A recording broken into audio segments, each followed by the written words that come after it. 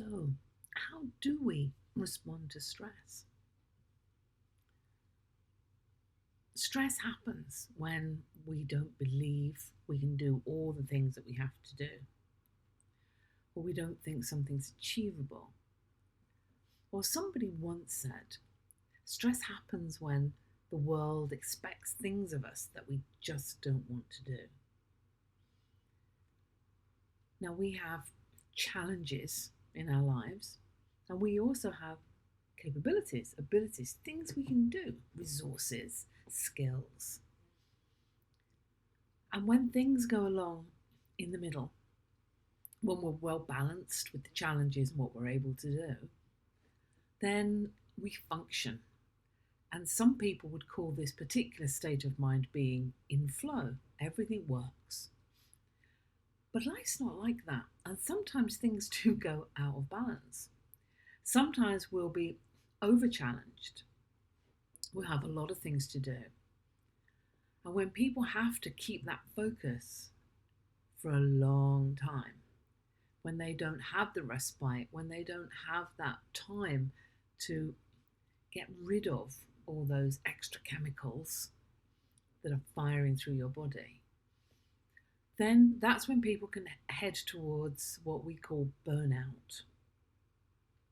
Now, also, the other side of the scale, if we are under challenged, if we don't have enough to do and we get bored, that also can create stress in our lives, and then we get bore out. And we get the same kind of feelings, whether we're over challenged or under challenged. So the physical reactions that people feel when they're stressed. People can complain of chest pains. Some people actually believe they're having a heart attack when they're having a huge stress reaction. People can have butterflies, sweaty palms, palpitations. Some people, their throat is dry. They need to be sipping water, to be drinking a lot of fluid. The appetite changes. Some people stop eating when they're stressed. Other people eat way too much to deal with stress, trying to change the way they feel on the inside. Stress can also stop you sleeping at night because your brain is so busy going round and round. There's no respite. And also, stress can affect your immune system, can create high blood pressure, arthritis, irritable bowel syndrome, ulcers, so many physical reactions that can happen because you're working up there in what's going to happen next? How can I cope with this? What can I do? And it can also be a huge contributor to when couples suddenly realize that they have a low or non-existent sex drive. All of this can occur in people's lives because they're stressed.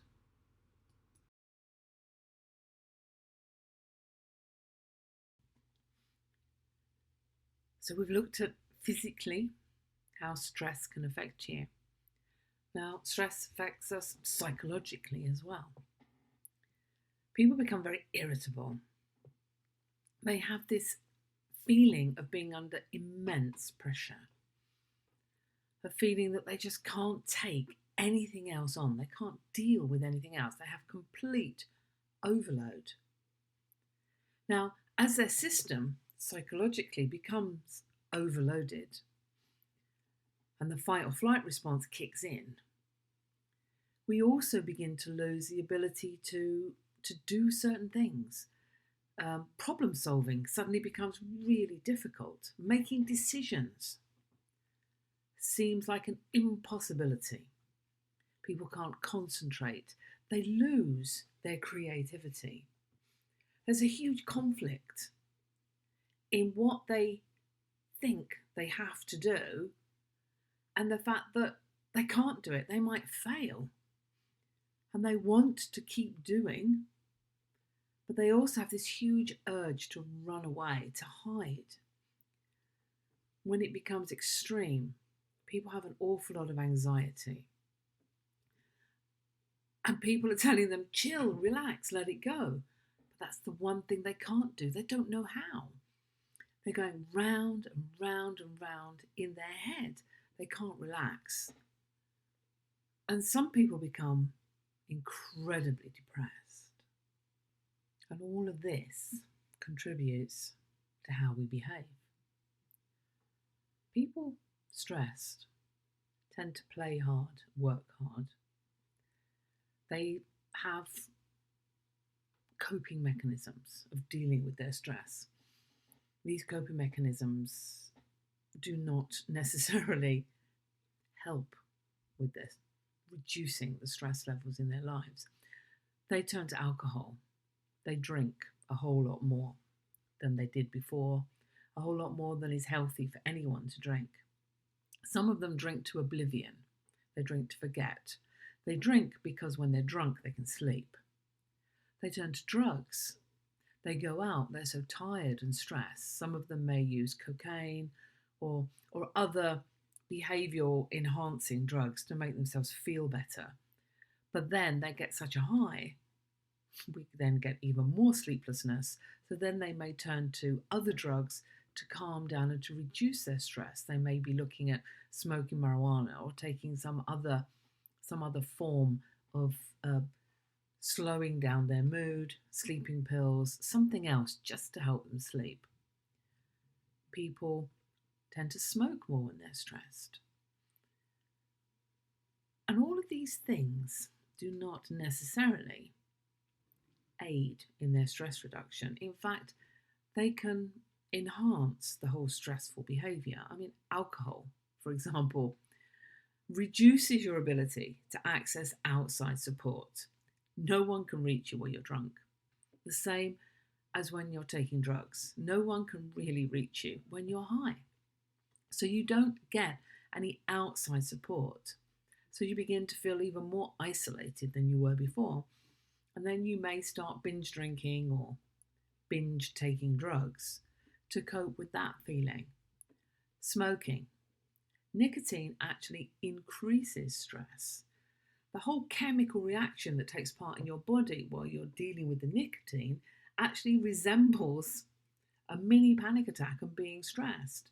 It increases your heartbeat, it changes your breathing, because you need to bring in more oxygen because you're filling your lungs with smoke.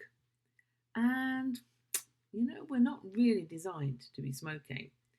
Yet many smokers will tell you that when they smoke, it decreases their stress levels. And nowadays, we have people vaping. They vape to help them relax. And they can get all sorts of chemical-induced, created flavours to put in their vapes. And that's not really helping either, because that's affecting their lungs differently to the way that cigarettes did, but it's still not aiding reducing stress and dealing with what's going on inside their head. People that are overloaded, that have all of this stress going around in their head, they tend to overreact.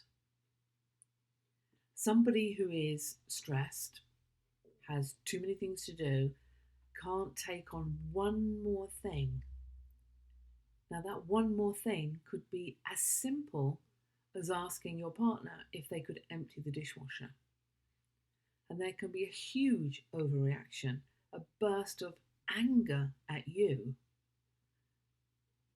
for putting upon them, for giving them one more thing when they just can't cope. They have overload. And the more things they have going around in their head, the less capable they are of finding a resolution, of creating something else, a new way of doing something, simplifying things. The way that we deal with stress affects everything. And when we deal with it well, it brings out the best in who we are. Now, eustress, we talked about that earlier, the positive stress in our lives. It can be physiological or physical. Eustress could be a challenging work assignment or a workout at the gym with your trainer. And even the positive stress can flip on occasion. I mean, people use the term bridezilla. A wedding, something that is meant to be the most happiest, wonderful time, can become a complete nightmare in the bride's head if she doesn't think everything's going to turn out okay, if she can't let go of different elements and trust people to do things. And sometimes this is the same with your executive. There are people around him that he could give tasks to. But when they're really stressed, they don't want to let go. They want to let go, but they can't let go. Because how do they know it'll be done? The whole thought process, the whole ability to problem solve and look, dare I say it, outside the box, begins to disappear. Remember that list I asked you to complete at the end of the other module, module 1, where I said go back over the last 2 years and compile a list of situations, experiences that when you look back or when you think about them, they were stressful. So go to your list and take another look now. So take a look at what's on your list. Pay attention to the things that you respond to and think about how you would like to respond in those situations. There's a Shakespearean quote that I love from Hamlet. Nothing is ever good or bad. Only thinking makes it so. And that's perfect. That's exactly what we do inside our head when we create stressful situations. It's how we're thinking about it that makes it a problem.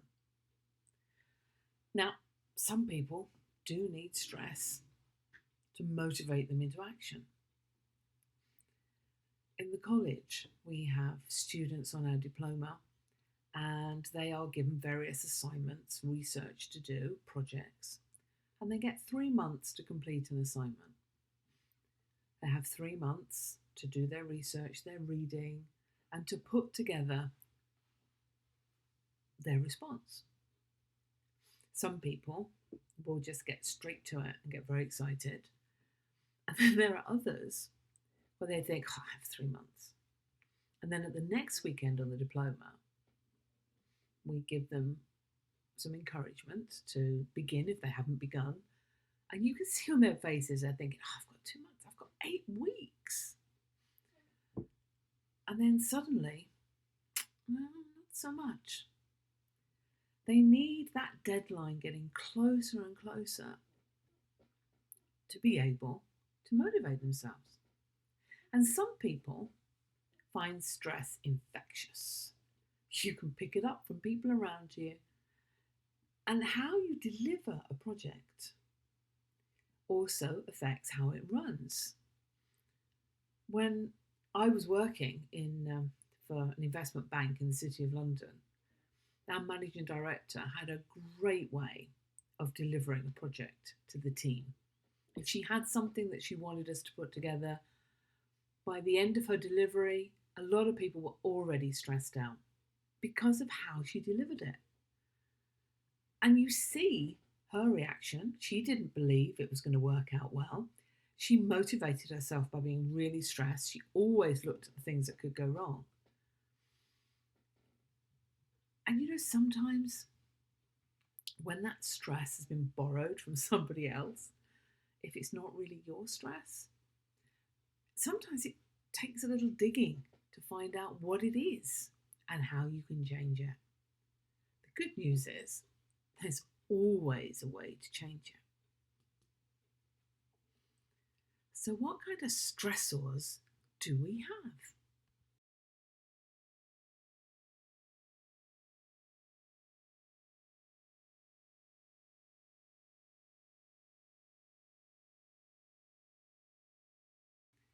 So, one of the prime stressors that people have is having to perform.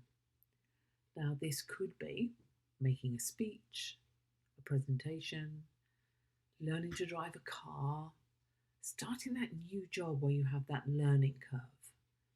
Now, all those worries about not being able to do it, about failing, about getting it wrong, this is a normal part of learning how to do something else. And it's like forced stress. And once it becomes the norm, once you get used to it and it becomes an unconscious act, the stress disappears. For most people. Some people, they hold on to it, they build it, and they add to it with other performances. So, performance is one of the stressors that people say they have. A huge amount of people feel threatened. Now, this feeling can be real or imagined. It can be down to what they believe is happening around them. And also, fears and phobias can come into here too. People with a huge phobia of something, like dogs, cats, feel a huge amount of stress and anxiety. And of course, these animals are all around us.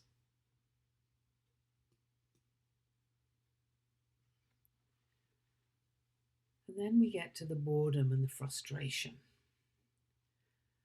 Whether real or imagined, when you are in a situation where you have no control, boredom can kick in when you're not paying attention to what's happening. There is a tendency for us to look on something and think it's so boring. This can happen when people have tedious things to do at work. And people can also get very frustrated over the fact that they don't have control, they have to do this tedium, they have to be in this situation. And this adds, again, to that whole stress response. Now, these people know they have the ability to change, but either don't want to or don't believe you can.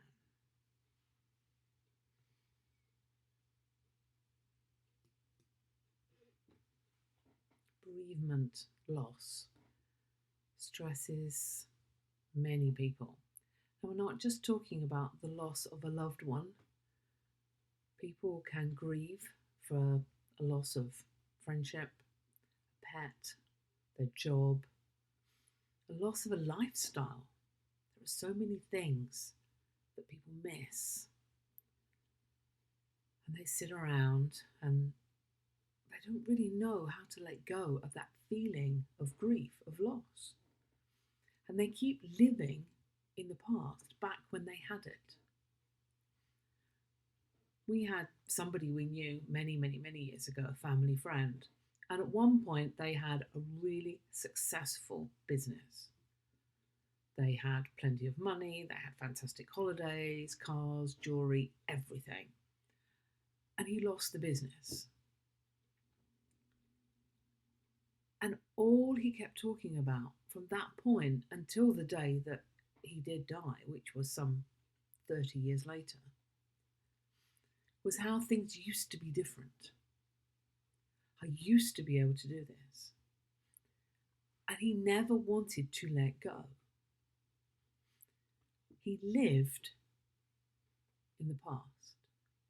And there are lots of people that will do this when they lose a loved one, a parent, for example. They don't let go. And they keep thinking about all the things they're missing. And this causes those stress responses. Now, all of these things have something in common. And then we have physical stress. When we try and do too much. When people decide they're going to get fit, they're going to go to the gym, they may not think, oh, well, I've been fairly static for many years. Now I'm going to get fit, so I'll take it easy. A lot of people just go all out. Their body becomes completely stressed with what they're having to do. And then they stop because that just didn't work for them. And there are loads of people that push themselves too far physically, which stresses your body and your muscles, which in turn stresses your mind.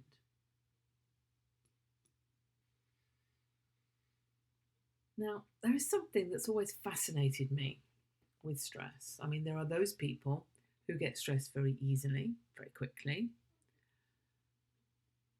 and they can't seem to get their head around it, which is an appropriate description when you think about the fact that it's purely their perception of what's happening that's causing the stress response. And then there are other people. There are people who manage to deal with stress for years and years and years, and suddenly, wham, it gets them, and they begin to suffer. And some people say, well, if stress is something that's part of our life, we have eustress, we have positive stress, why is it a problem? How does it get in the way? How does it create all these issues we have? Well, you see, sometimes life events go beyond what you perceive is good for you, that you're capable of, and people say, I can't take any more. It's out of their control. And the kind of stress that you normally deal with and possibly thrive on for years suddenly becomes too much. For example, you can have somebody who normally copes with a highly stressful job, with long hours. They still manage to have a relationship with their family, and they manage to deal with life as it is. And then something happens. Maybe their relationship breaks down, maybe there is a bereavement, or maybe somebody close to them becomes ill and suddenly it's too much. They can't deal with it. So the strategy they had that worked doesn't work for them anymore.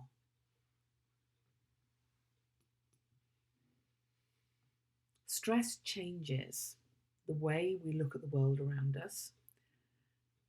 And your senses can become blunted when you feel stressed. And it's as if you just can't trust yourself.